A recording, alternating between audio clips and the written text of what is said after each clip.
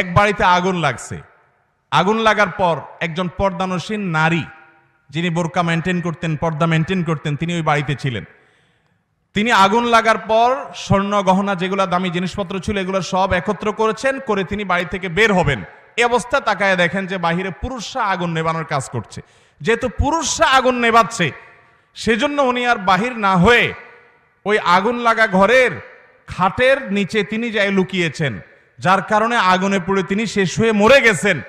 এই যে পর্দা করতে গিয়ে তিনি নিজের জীবনটাকে পর্যন্ত শেষ করে দিয়েছেন। পর্দা যারা করে তারা কত খারাপ, কত বাজে।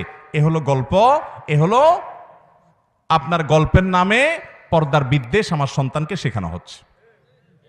ভাইরা আমার, আচ্ছা আপনি আমাকে বলেন, কোন বাড়িতে যদি আগুন লাগে, কোন নারী যদি সে আগুনের মাঝখানে পড়ে যায়, পুরুষরা আগুন নেভাচ্ছে, এই অজুহাতে কোনো মুসলমান নারী বের হবে না?